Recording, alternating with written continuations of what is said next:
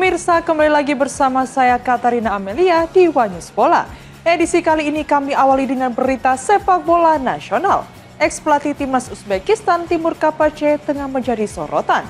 Dirinya semakin gencar dikaitkan dengan kursi kepelatihan Garuda usai meninggalkan jabatannya. Informasi lainnya pemirsa, kita beralih ke sepak bola Asia.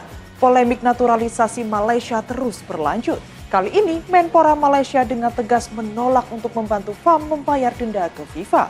Pemirsa, inilah Wanyus Bola selengkapnya.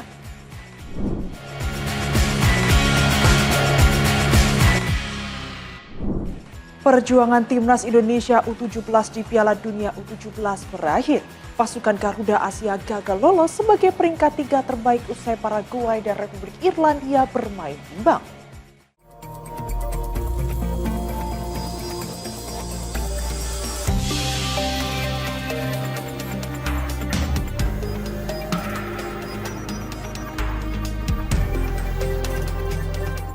Timnas Indonesia U17 dipastikan tersingkir dari ajang Piala Dunia U17 2025 setelah Paraguay bermain imbang 0-0 melawan Republik Irlandia di lapangan 5 Aspire Zone Selasa 12 November 2025.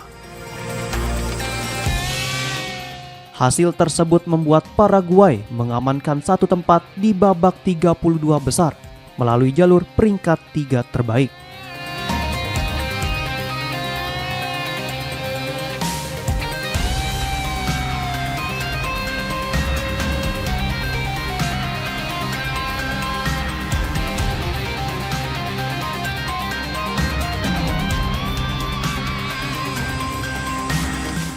Tambahan 1 poin itu sekaligus menutup peluang Garuda Asia untuk melaju ke fase gugur. Sebelumnya, posisi Indonesia di klasemen peringkat 3 terbaik sempat turun dari urutan 9 ke 10 usai Uganda mengalahkan Prancis 1-0 di grup K.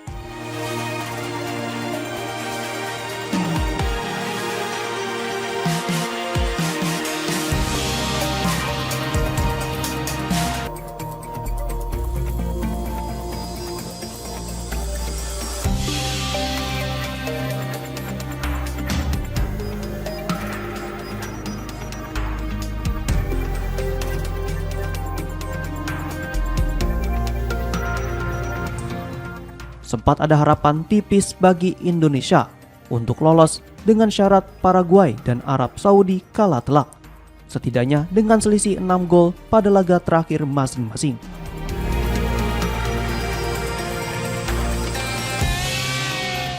Namun, skenario tersebut pupus setelah Paraguay menahan imbang Irlandia.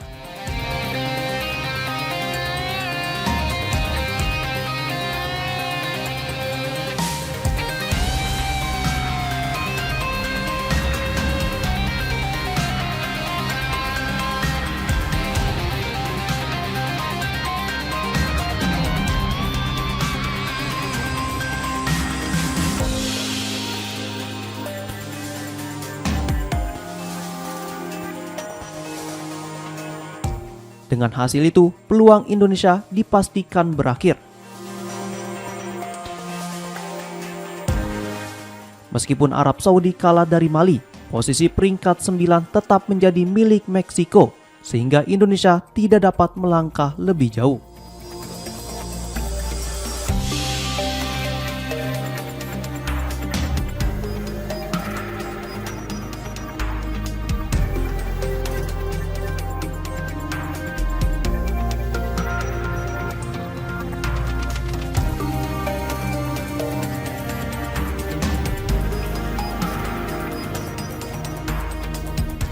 Diketahui selama tampil di Piala Dunia U17 2025, Timnas Indonesia U17 mengoleksi 3 poin dari 3 pertandingan.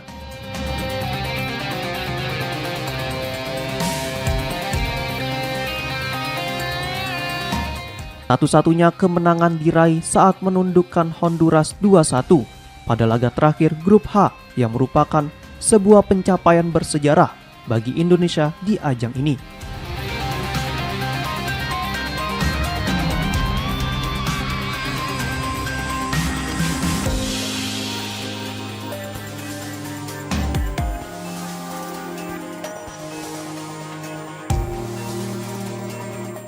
Sementara itu, pada 2 laga sebelumnya, skuad asuhan Nova Arianto kalah 1-3 dari Zambia dan takluk 0-4 dari Brasil. Namun di balik tersingkirnya Garuda Muda, penampilan Evandra Florasta dan rekan-rekannya tetap menjadi kebanggaan tersendiri bagi publik tanah air yang menyaksikan perjuangan mereka di panggung dunia.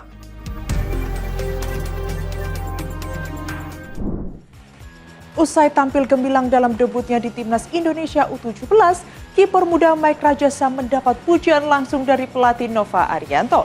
Nova mengakui penjaga gawang FC Utrecht itu menunjukkan potensi besar memperkuat Garuda Muda di ajang Piala AFF serta Piala Asia U17 mendatang.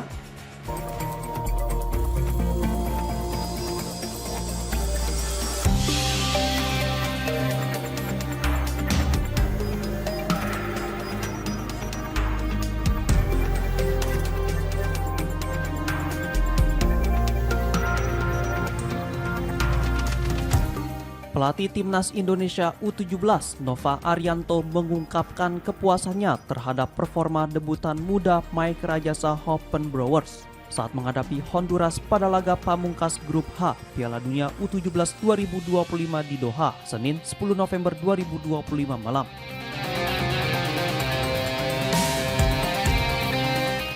Bertanding di lapangan 2 Aspire Zone, skuad Garuda Muda meraih kemenangan tipis 2-1 atas Honduras. Mike tampil sejak menit awal dan menuntaskan laga selama 90 menit.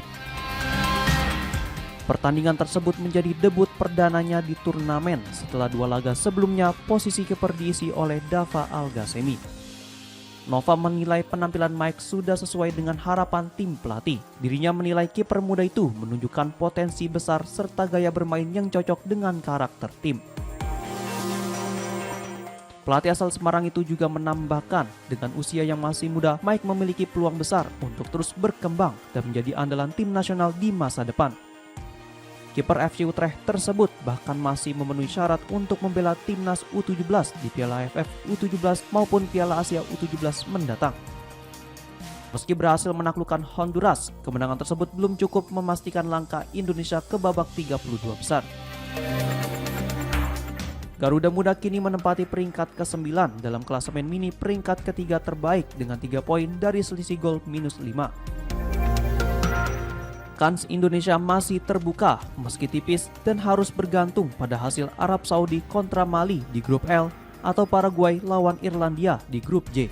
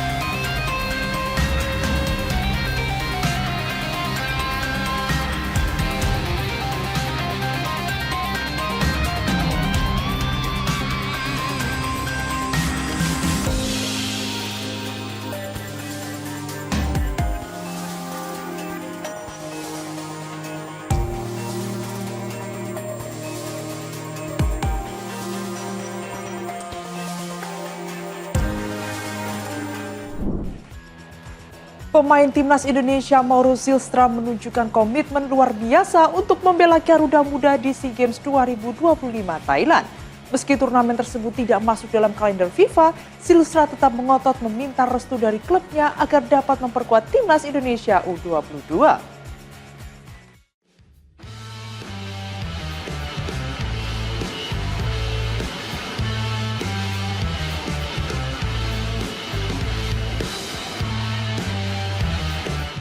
Pemain timnas Indonesia Mauro Zylstra menunjukkan tekad kuat untuk membela timnas Indonesia U22 di SEA Games 2025.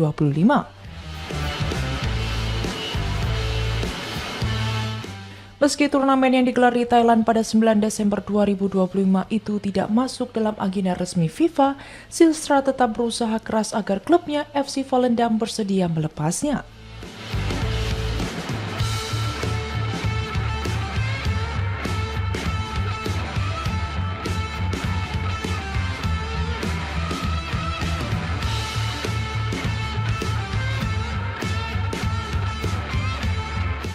Sesuai regulasi FIFA, klub berhak menolak melepas pemainnya untuk ajang di luar kalender resmi Federasi Dunia tersebut.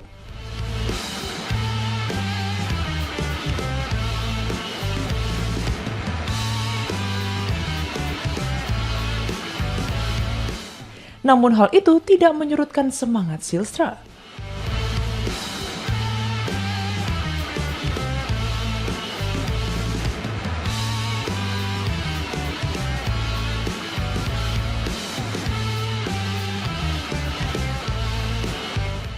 Dirinya bahkan mengaku sudah berbicara langsung dengan pihak klub agar diberikan izin tampil bersama Garuda Muda hingga turnamen berakhir.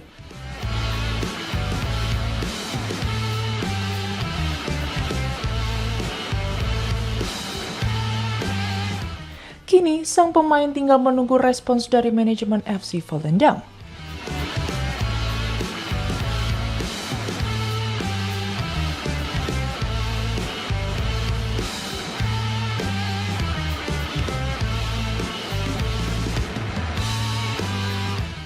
Diketahui kegigihan Zylstra kian terlihat dari kesediaannya bermain untuk timnas Indonesia U22 meski sebelumnya sudah mencatatkan caps bersama timnas senior.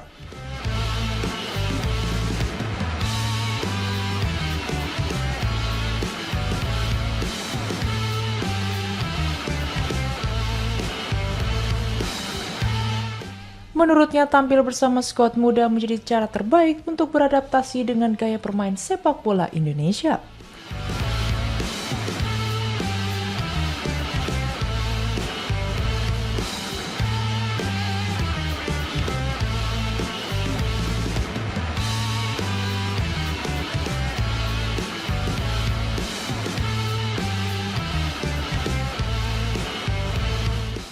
Sebelum tampil di SEA Games 2025, timnas Indonesia U22 dijadwalkan melakoni 2 laga uji coba menghadapi Mali U22 di Stadion Pakansari Bogor pada 15 dan 18 November 2025.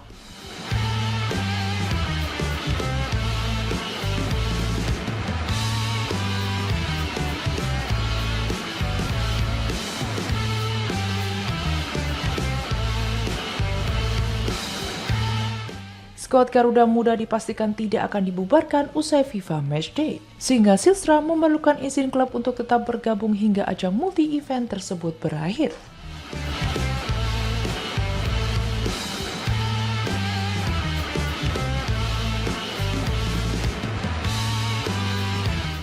Sementara itu di SEA Games 2025, Indonesia tergabung di grup C bersama Myanmar, Filipina, dan Singapura.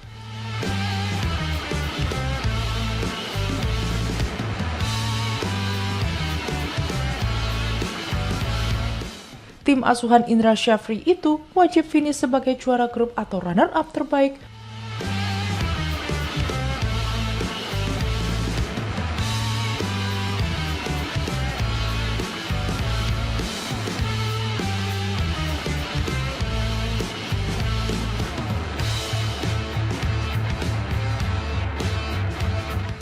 Untuk bisa melangkah ke babak semifinal dan menjaga asa merebut kembali medali emas.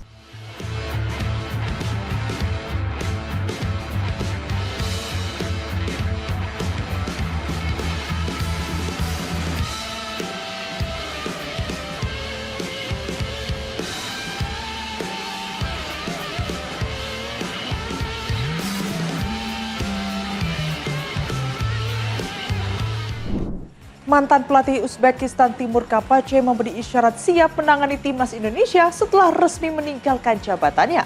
Pelatih berusia 43 tahun itu terbuka untuk menerima tawaran dari PSSI dan siap langsung bekerja jika dipercaya memimpin skuad Garuda.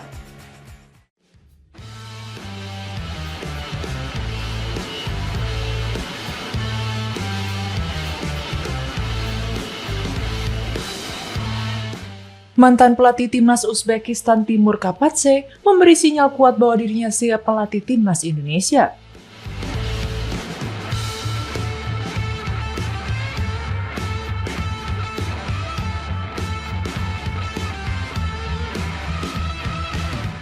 Dalam wawancara eksklusif bersama National News Agency of Uzbekistan, Kapace membeberkan alasan dibalik keputusannya meninggalkan Uzbekistan.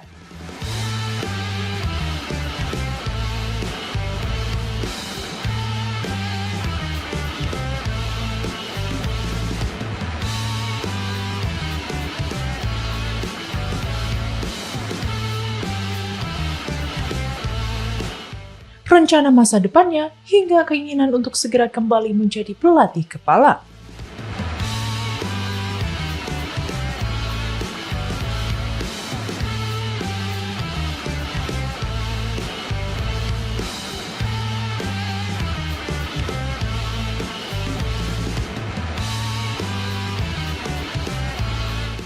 Sang pelatih sebelumnya resmi meninggalkan timnas Uzbekistan setelah Federasi Sepak Bola setempat menunjuk Fabio Cannavaro sebagai pelatih baru pada Oktober lalu.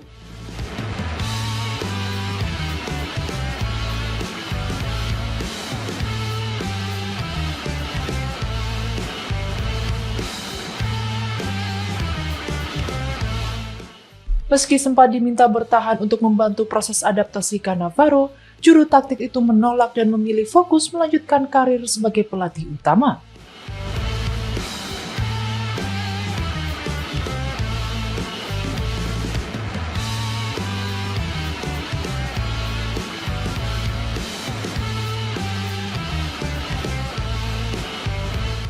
Menurut sejumlah laporan di Uzbekistan, Kapace memang sudah berniat hengkang sejak awal.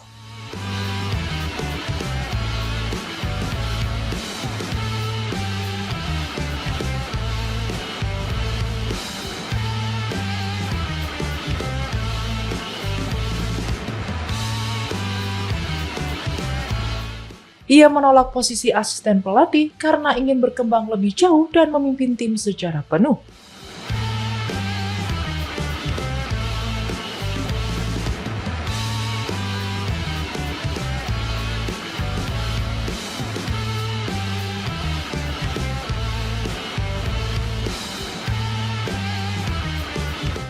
Keputusannya itu rupanya membuka banyak peluang baru termasuk tawaran dari Federasi Sepak Bola Indonesia atau PSSI yang disebut tertarik merekrutnya untuk memimpin skuad Garuda.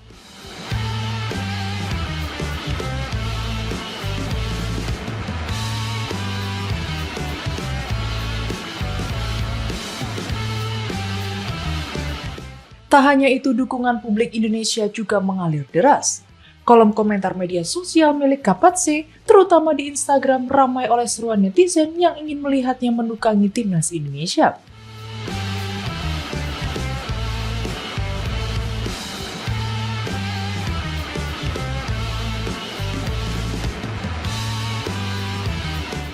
Menanggapi hal tersebut, sang pelatih tidak menutup minatnya. Ia mengaku siap jika dipercaya memimpin skuad Garuda dan bahkan menyatakan kesiapannya untuk mulai bekerja dalam waktu dekat.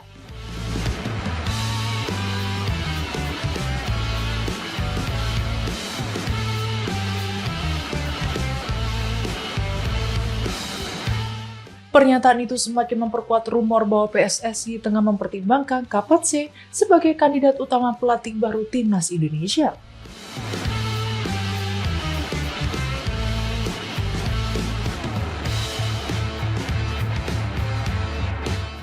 Dengan pengalaman internasional serta rekam jejak impresif saat membawa Uzbekistan tampil solid di kualifikasi Piala Dunia 2026, Kapace dinilai cocok melanjutkan proyek jangka panjang Garuda dalam upaya menembus level sepak bola Asia yang lebih tinggi.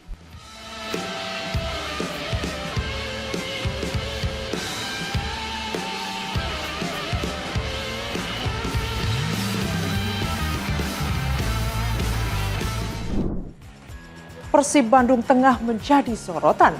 Rumor menyebut klub asal Jawa Barat itu dikaitkan dengan pemilik Manchester City. Namun benarkah kabar tersebut atau sekedar isu yang beredar?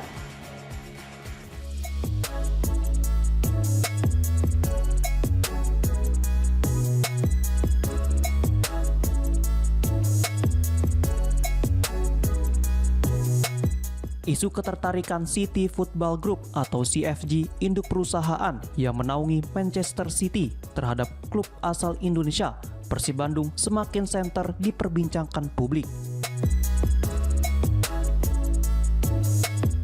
Rumor ini mencuat setelah disebut adanya pertemuan antara perwakilan CFG dan manajemen Persib di Bangkok pada Oktober lalu.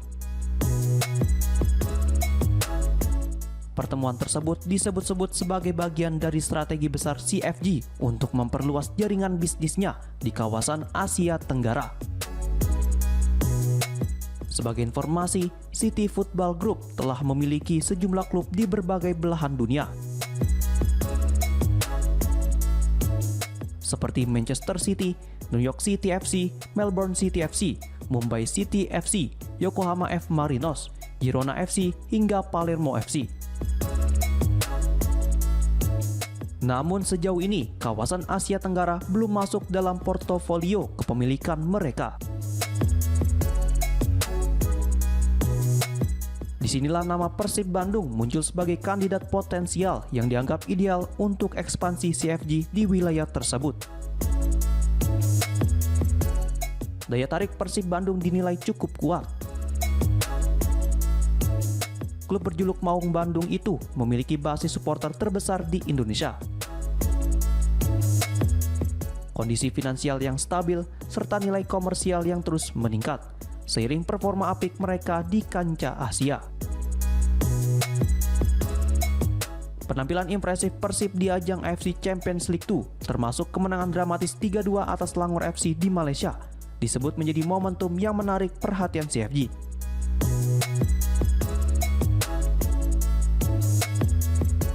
Selain hasil pertandingan, performa tersebut dinilai menunjukkan karakter dan mental juara dari tim asuhan Bojan Hodak.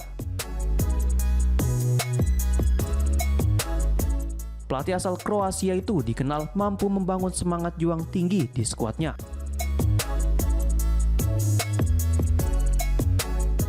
Menurut sumber internal, atmosfer ruang ganti Persib usai laga tersebut begitu emosional.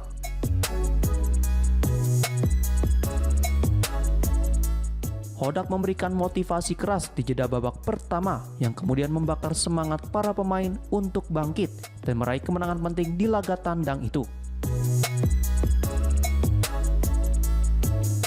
Selain faktor prestasi, nama Eliano Reinders juga turut menjadi sorotan.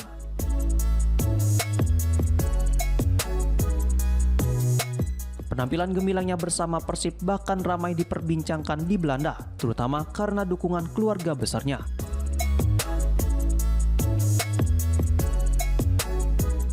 Dari sisi bisnis, ambisi besar Sheikh Mansour bin Zayed Al Nahyan yang merupakan pemilik Manchester City diyakini menjadi pendorong utama rencana ekspansi CFG ke Asia Tenggara.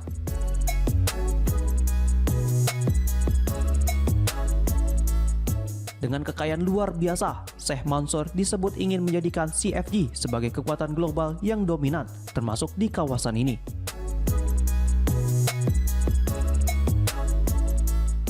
Jika akuisisi Persib Bandung benar-benar terwujud, klub kebanggaan Jawa Barat itu berpotensi mendapatkan banyak manfaat.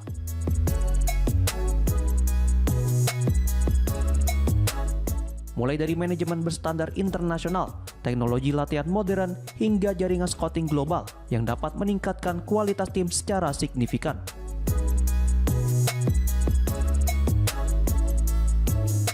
Meski demikian, hingga kini belum ada pernyataan resmi dari kedua belah pihak.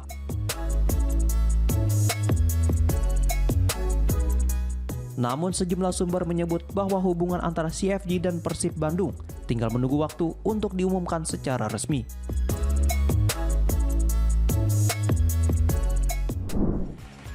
Skandal naturalisasi timnas Malaysia kembali memanas. Dikabarkan Menteri Pemuda dan Olahraga Malaysia Hana Yeo dengan tegas tidak akan membantu FAM melunasi denda FIFA senilai 7,3 miliar rupiah.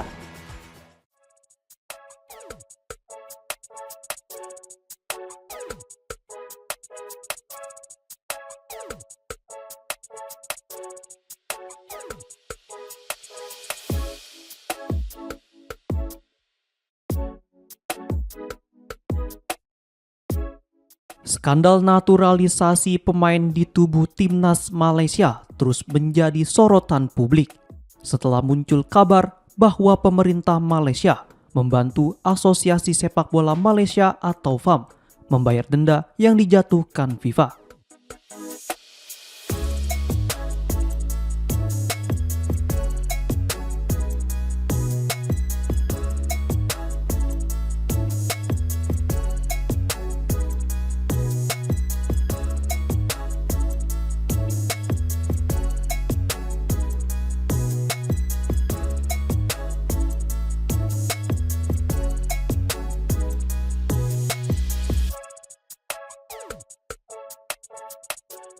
Namun kabar tersebut langsung dibantah oleh Menteri Pemuda dan Olahraga Malaysia, Hannah Yeoh.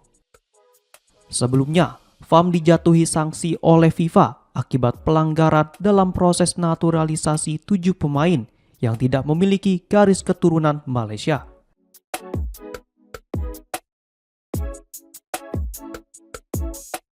Tujuh pemain tersebut dilarang tampil di kompetisi internasional selama 1 tahun terhitung sejak akhir September lalu. Selain itu, FAM juga dikenai denda sebesar 350.000 franc Swiss atau sekitar 7,3 miliar rupiah atau setara 1,9 juta ringgit Malaysia. Isu kemudian merebak bahwa Kementerian Olahraga Malaysia turut membantu melunasi denda tersebut menggunakan anggaran negara.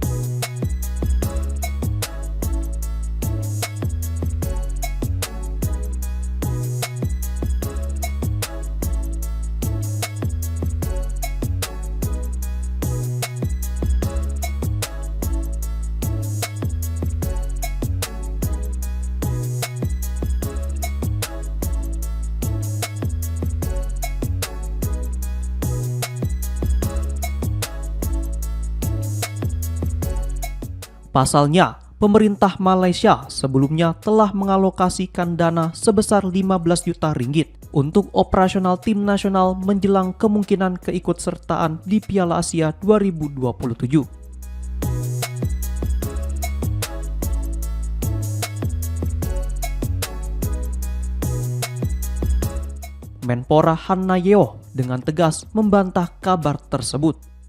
Dirinya menegaskan dana pemerintah tidak akan digunakan untuk membayar denda.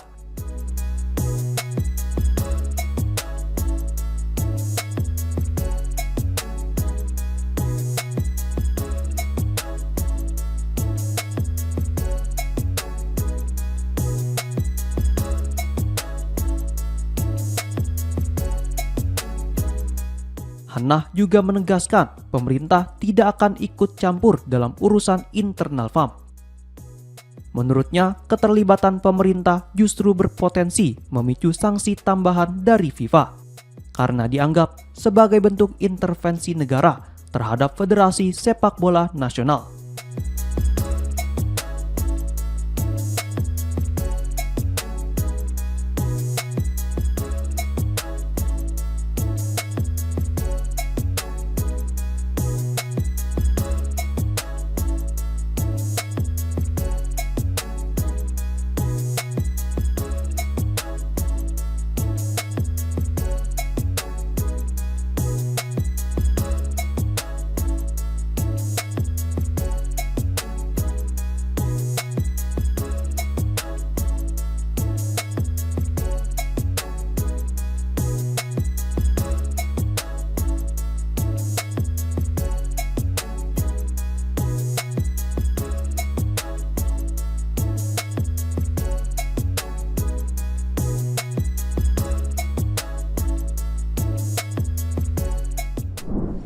Demikian informasi yang dapat kami sampaikan pemirsa. Terima kasih telah bergabung bersama kami.